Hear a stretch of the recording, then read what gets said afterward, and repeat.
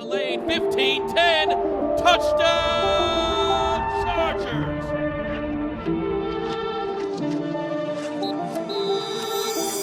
What's up, everybody? Welcome into a brand new episode of Chargers Weekly. As always, joined by Matt Money Smith. And Money, off-season content, how about this?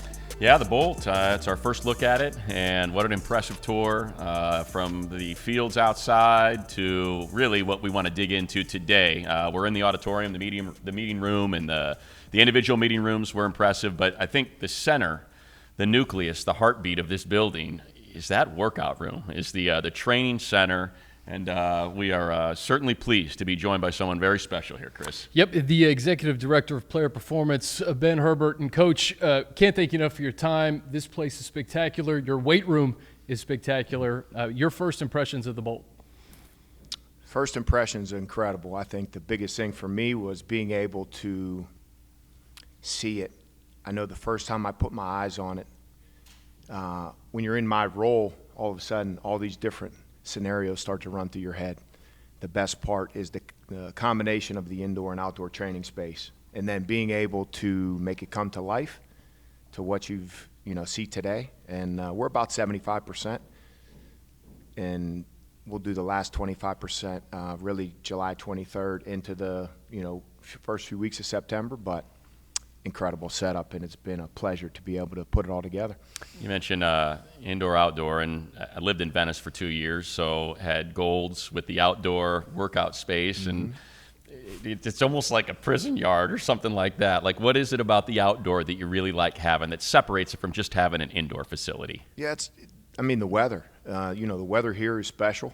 I think just the guys being able to be in the sun, and they always say, they'll look at me and, Coach Herb, shirts off? I say, sun's out. It's the old adage. Yeah. Sun's out, guns out. No doubt. Guns out. So just that vibe, the flexibility, the indoor-outdoor space, just the breeze, just the sun, it's different. When you're outside, you're so accustomed in a training environment to being inside. And when you have that flexibility, it just hits different, Yeah. The shop vac, right? Coach Harbaugh talked about you in the shop vac and getting that thing ready. How's that weight room looking right now? It is, I would say, it's dialed.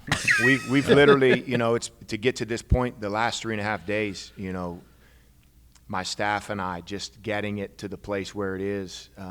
It's in a great place, and obviously, we take a lot of pride in it. And when the guys or when anyone, when the media had a chance to walk through it, we want it to present a certain way. We take a lot of pride in that, but it's in a great place. First thing that jumped out at me, and it's because you mentioned it in your presser when you did it, a couple months ago, but every single 45, 35, 25, they are all in line. They're all parallel with one another. I saw the fives and the 2.5s in a corner. Every single one was in line. Why is that important? What does that kind of teach, and how does that transfer onto a football field? Yeah, what it all roots from, and people have asked me this over time. When I was growing up, I remember it vividly, 3rd grade. My mom took me to get a pair of school shoes. I picked out the shoes that I wanted. I got one pair for the year. And a couple weeks in, I stepped off the side of the concrete. We were playing basketball, and the left side of my shoe got completely covered in mud. And I took it home, and I was like, my shoe's ruined. What am I going to do? She looked at me, and she said, that's your problem. And so then I knew, you learn to take care of things, and I think that's always, it's been something, I mentioned it before, you come in, that it's representative of myself and my staff, and those details we take pride in, just how that room presents, and then just every day taking care of it. We really, it's the space that we inhabit, and it's very important for us to just take care of that space. So that's really, we want to take great care of it. Coach, we're connected to the fans on a weekly basis. We hear them, we do Q&As, and your name comes up a lot. And the excitement level, obviously it's one thing to bring Coach Harbaugh, but you have to have a staff, you have to have great people around him. And when it was announced that you were coming here, the excitement was palpable among the fans. What has it been like for you working with Coach Harbaugh at this level over the last few months? It's been very consistent to what I'm accustomed to. We're in a different environment. We're surrounded by some different players, some different staff.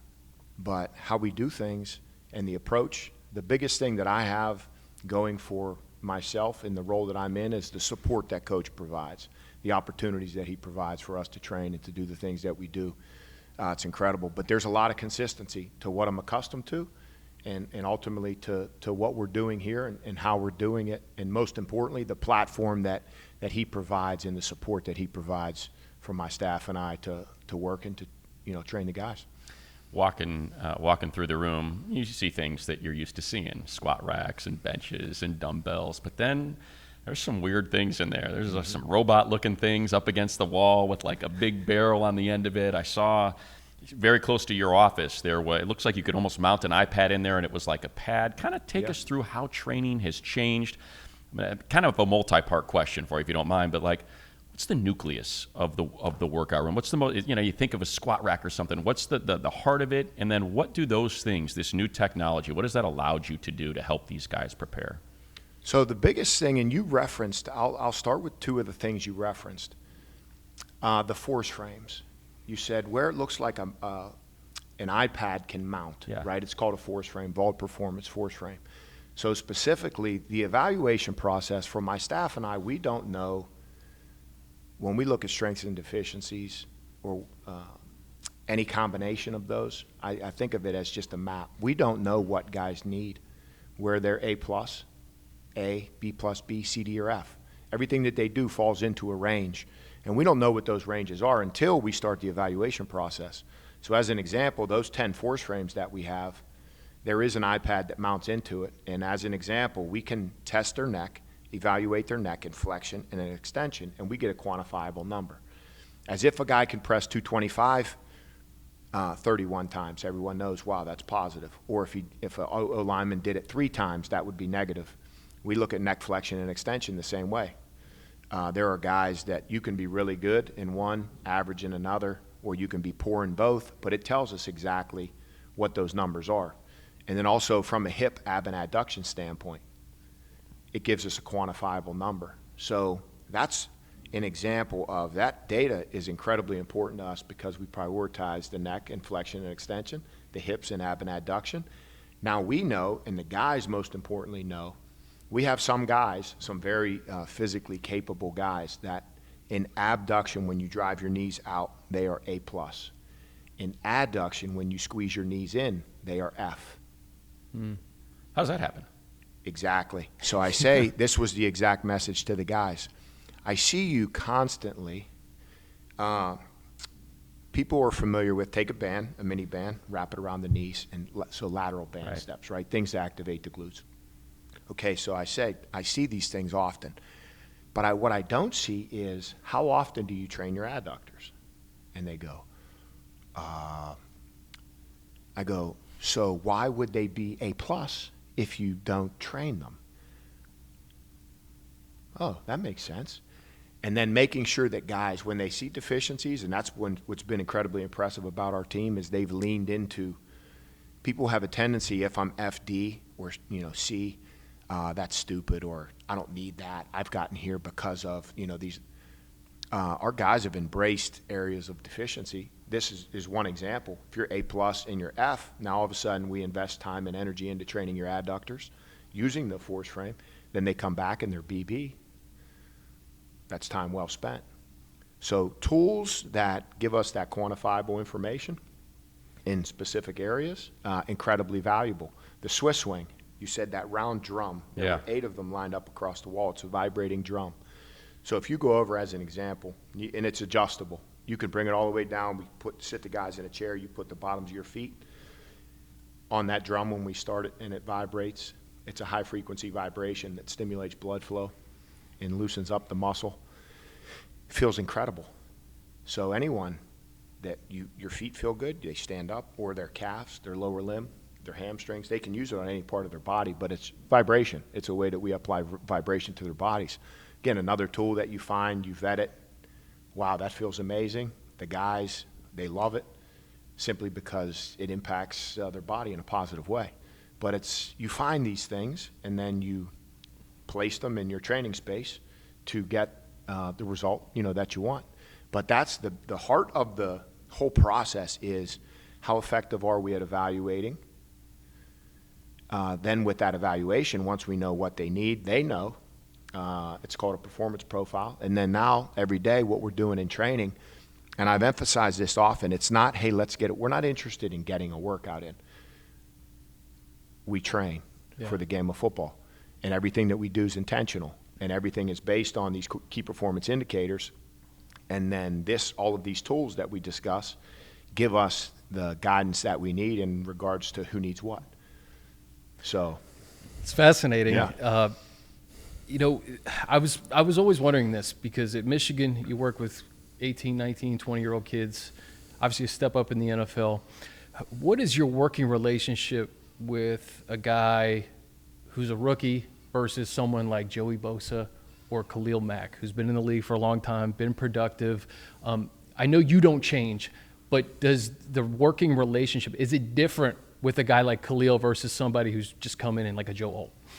Yeah, the biggest thing for me as a coach, it's applicable initially. It's applicable to whether it's a rookie or whether it's these guys that have been highly productive in this league and they have a certain amount of respect. It's all about the respect that I give. I naturally am going to give you a certain amount of respect, right? And most importantly, that just shows up in how I want to teach and coach you. Yeah. The biggest thing is the young guys, this is a new world, right? The football is consistent, right? There's a tremendous step up in talent, but football is football. The teaching and coaching, those guys, they have a certain amount of experience. And so with that, and I told these guys, every veteran, guys that have been in the league, Josh Harris, I believe it's year 13. Some of these guys, 10, 11, 7, 4, whatever it's been. I respect what they have learned in their careers. And in no way do I disrespect the approach that they take to where they've gotten to this point. And making sure that what I didn't do was dance around this, there's an uncomfortable, like, I may think this, but you think that. And so there's this, maybe this uncomfortable, like unspoken kind of, elephant in the room, so to speak. I tell those guys right off the rip, I have a high level of respect for what you guys do and how you've done it. My job is to complement that in any and every way that I can and just tear those walls down so those guys know whatever it is we can do, my staff and I, whatever it is we can do for you, just know that that's the foundation of how we view this thing. And it's going to morph and it's going to grow as our rapport and relationship. That's another thing too. We met, we had known each other for a day or a week or a couple weeks. These guys have been doing it for a long time and they've been doing it at a high level, but I made sure right away the amount of respect I have for the process that they've gone through and what they've done to get themselves to this point in their career, and just making sure I'm another tool in their belt. That's very important. Love that.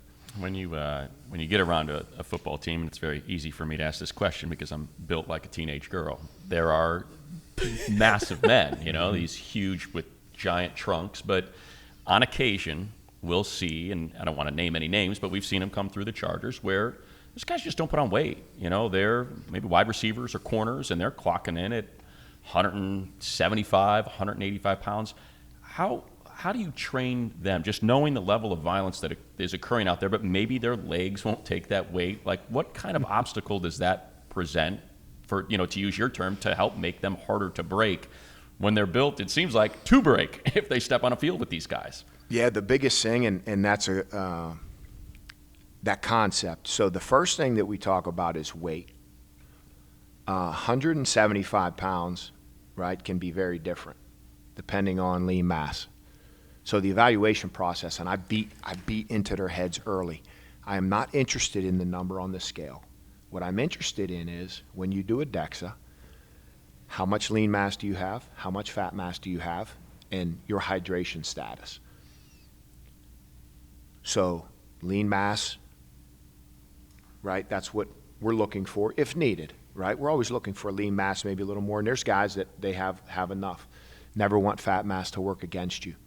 I'm not interested in the number on the scale, especially if a guy needs to lose. I'm not interested in him stripping fluid from his body. It's all about fat mass. But most importantly, and there's some guys I use the example, a grenade is like that big maybe, but it has a certain capability. Right. Yeah.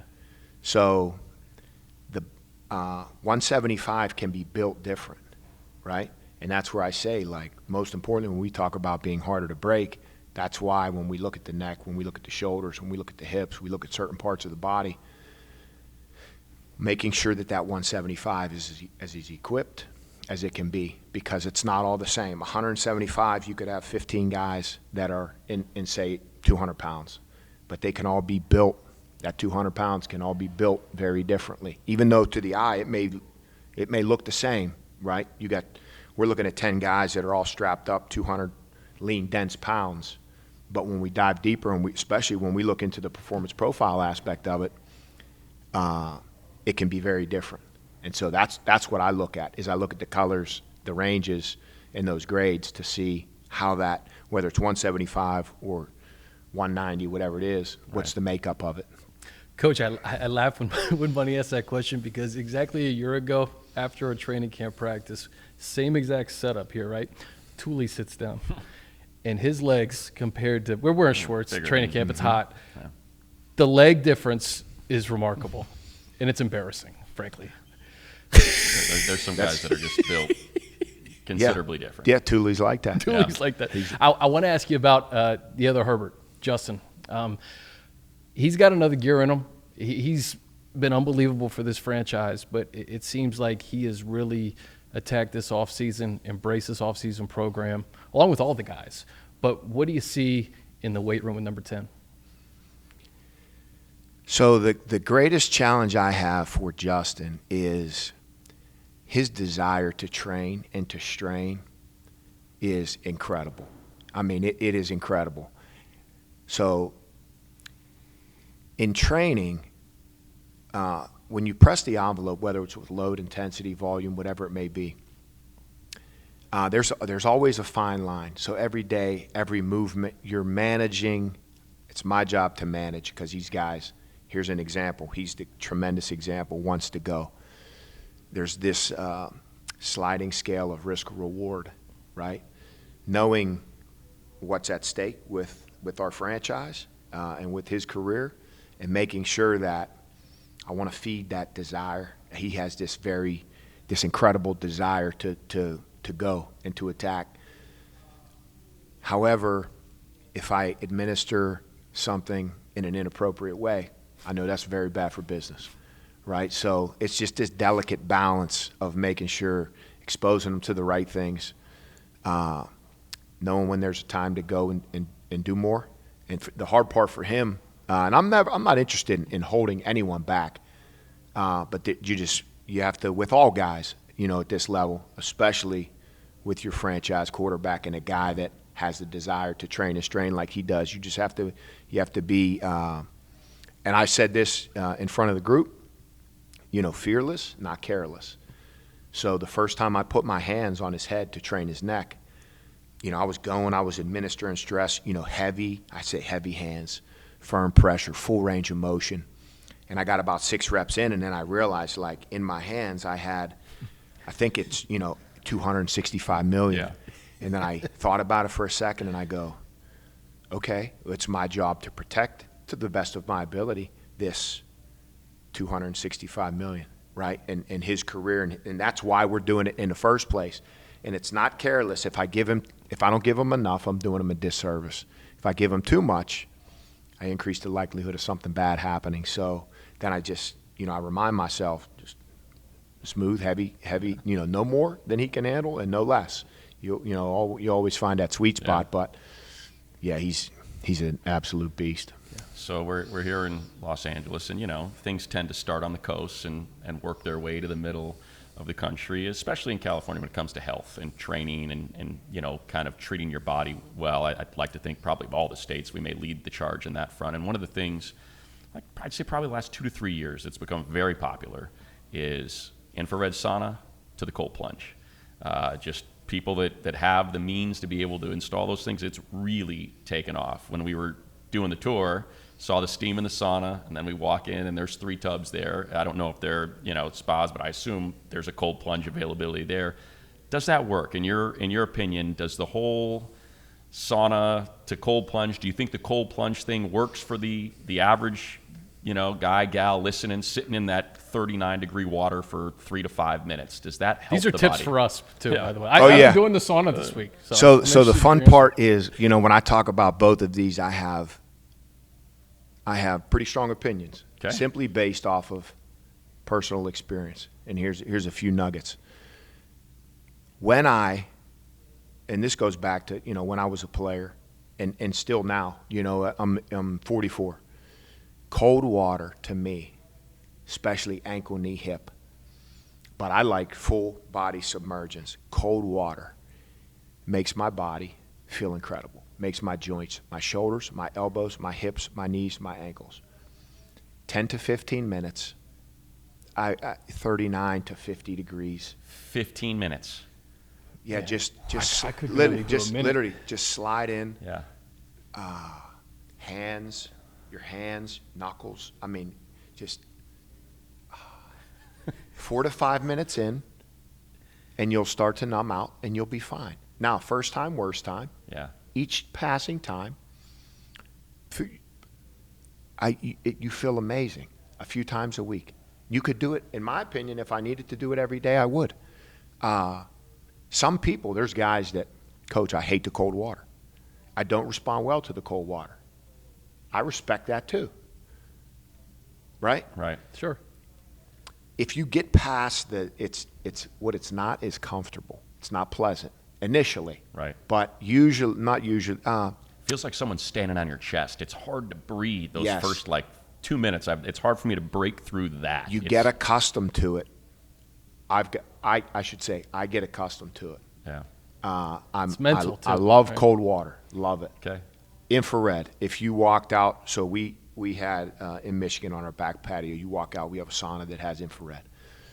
My wife was adamant. And I said, they got to take it apart, the whole process of bringing it.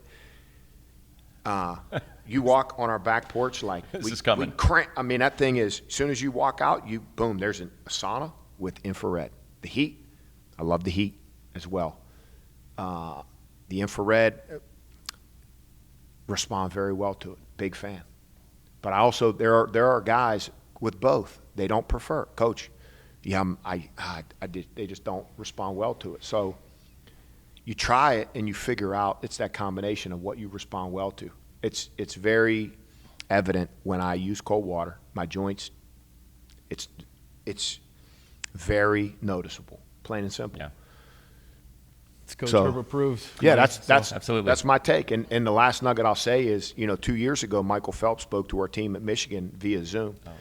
And this is a guy you let him talk. He talks about his training, the duration of it all.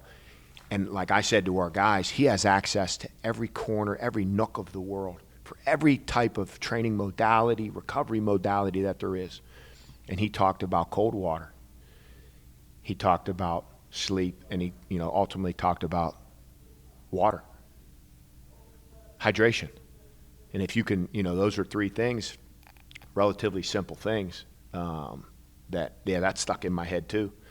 He didn't recommend something in a remote island on the other side of the world that, now maybe there is, but for a guy like that, with the type of training that he's done, the type of success and the type of pounding, in the grind of his training, that was something that always stuck with me, the hydration, the sleep component, and cold water. Yeah, the swimming is something that always, and it's hard to get, it's hard to swim. Yeah. It's hard to, but to me, that's something that always seemed absent. Like, I would assume that swimming has got to be some of the best training you can possibly do. The amount of strain that the resistance in the water puts on your body, the different types of muscles that you develop, and the low impact nature of it. I saw the lap pool outside. Oh, yeah. Olympic size. I'm like, are some of these guys going to start swimming? Are you going to, because it's different. It's hard. It's totally different than anything else you do. Yeah, it's a different training stimulus, and you're able to use, we'll be able to use that pool to unload their joints, to cool them down. But also, if you want to do some work with a guy or some guys where you want to unload their joints and you want to still stress the body, it's swimming If you swim, you already know. Yeah. If you don't swim and you start to swim, you realize soon how demanding it is. Yeah, it's different than anything. It's a unique, it's its own beast. Yeah. There's no doubt. Yeah. Coach, last one for me. Rookie's going to be here next week. What's going to be your message to those guys as this thing is full speed ahead starting next week? The fun part for me is the messaging, the time that we had to spend after these guys, they showed up after the draft. And those guys, it's a focus group. You know, we made sure that as they finished, you know, once they got done around the end of their training cycle, and then they've had a little time here and they come back, it's a continuation of what they've already started to establish.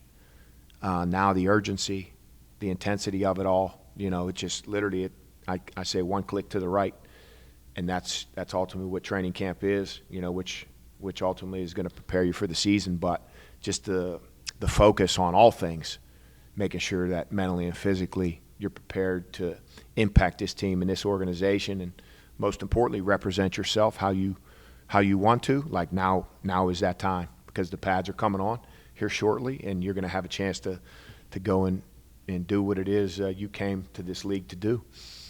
Wrap it up with this one. Hopefully it's a fun one for you. You're very intense, engaging, and I think anybody that's watching it as opposed to listening to it on the podcast, watching it on the YouTube, they can see it in your eyes. And I think many of them maybe wonder, like, I wonder what he does for fun. Like, what's enjoyable? If I take the family, we all love being with our families, and that's obviously the most important and enjoyable thing we do. But if I take that out, like, what is there anything that you really enjoy, like that, just to kind of get away from all of this, from work, that just brings you joy? What would that be? Yeah, the biggest thing for me is I love to be at home, to just unwind at home. I don't know that this will surprise you, but cleaning and organizing for me is one of the most peaceful things that I can do. But I like to just be at home and just relax. You know, I have two German Shepherds that, you know, I like to spend time with. Right. And really just hang out at the house. I love to go out, you know, love to go to dinner. You know, just really just low key hang out, you know, watch movies. I love my wife, you know, we'll find a good show or a good movie. I love to watch movies and a good series. Okay. We got any good series? Any recommendations? You know what? Really, the three that we've watched recently, Hard Knocks. Oh yeah. Is So far, so good. The House of the Dragon. Okay. And HBO. Mayor of Kingstown are three that There we go. You know that we've been watching recently. So it's I always look forward to a good series and a good movie. I love it. Right on. Coach, this was a treat, man. Yeah. I can't thank you enough for your time, A lot of time. your access, and just doing it here too. Like doing it in Love this room, it's pretty Incredible. special. Yeah, it Appreciate is. you. Thank you very much. Thanks, Coach. See you, Camp. Yeah, appreciate it. Well, Money, that was a treat. We thought we were going to be starving for off-season content. We're at the freaking Bolt with Ben Herbert. Pretty Special good. day. Glad we did a little bit late. Sorry for the folks that are used to downloading the podcast for their commute home on Thursdays. Hopefully you don't mind the later posting time, because we had an opportunity to tour the Bolt. As those of you on YouTube are watching, sit in the auditorium where all the player meetings, you know, the whole team meetings will take place, and obviously have an incredible conversation with Coach Herbert about, you know, what he's doing and why that was such an important and mandatory hire for Coach Harbaugh when he took the job.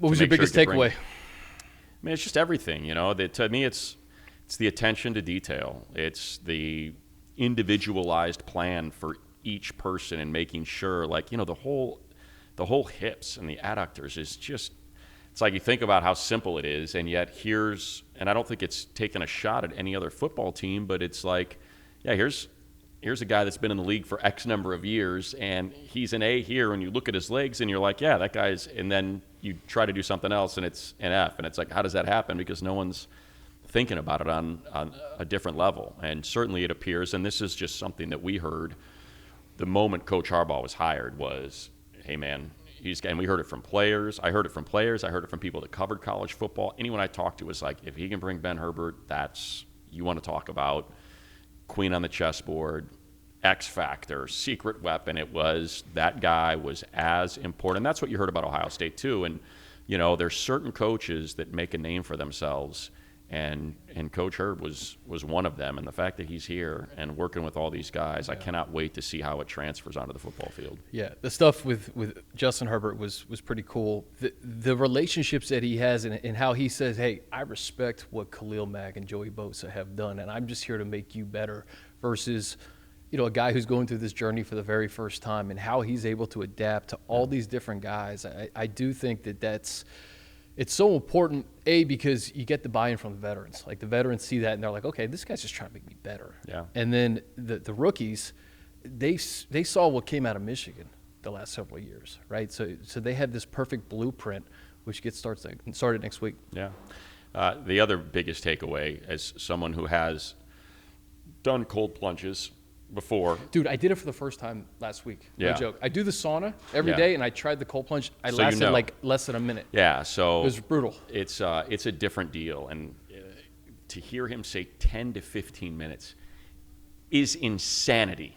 It is. I'm not like it's insanity. My friend owns a company, Santa Barbara Ice Bath, and so I get an opportunity to sit. I'll go with him, and they're beautiful high-end machines. You can adjust the temperature, and it's done in 5 minutes, and you can go from 39 to 54 to 40, and I've done it all. And because 39 is kind of like the people that do it a lot, so I knew that if he did it, that he'd respond to that, and he's like, oh yeah, 39. 10 to 15 minutes is insane. It is I've been able to make it 3 minutes. My buddy does it like 5 to 7 every 10 to 15 minutes is crazy. But would you expect anything less? No. Because you had to be mentally wired to go 3 minutes or 5 minutes. In that tub, your body starts to shut down because it's so cold. So your heart rate slows to like 39. It's a weird feel. It's such a strange feeling, and to think that machine of a human can do it for 10 to 15 minutes. I'm not kidding. Like, I'm still going, holy hell, 15 minutes and 39 degrees is nuts. It's nuts. God, that was so fun. I hope you guys enjoyed that interview. Yeah, that was fun. Hey, let's end it on just the tour that we got. Every piece of this place is spectacular. I don't even know where to begin. I mean, we're in this team auditorium. This is where the team's going to meet throughout the 2024 season and beyond. But highlights for you? Well, I think it's just go to Chargers.com. There's going to be only 1,500 people per practice. We got to see them. They're building the grandstands right now out on the field. So make sure you do yourself a favor, and if you can make it out. And the nice thing is, his coach he's going to ladder the practices. So, before maybe you couldn't make it out at 9 or 10 to noon or something like that. There's some like 4:30 to 7s in there, that you can come down after work. So do yourself a favor. And I know they're going to have some fans out in a week or so for tours, so keep an eye on that. And make sure you can get in. I think starting Saturday. Yeah, so get in here and get a look at it. But yeah, look, it's the nicest facility in the NFL. You think about, I think the one that kind of pops to mind is Seahawks. The Seattle Seahawks have an incredible training facility, and now this is going to top that. Yeah. And this will be the yardstick by which all other NFL training facilities are measured moving forward. So kudos to Fred Mass and the Spanos family for having the vision, for spending the money, and for building this thing. Because, man, it's incredible. The weight room was cool. Like you said, it was indoor, outdoor. Yeah. Felt like Muscle Beach. Yeah. The fields are immaculate. 3 fields. They're setting up for training camp right now. We're obviously in the auditorium here. The pizza oven, got some Wolfgang Puck pizza. Yeah, we did. Just everything is elevated. Everything is elevated here. The equipment room, we saw Chris Smith and his awesome crew that are kind of working feverishly right now to get ready for training camp.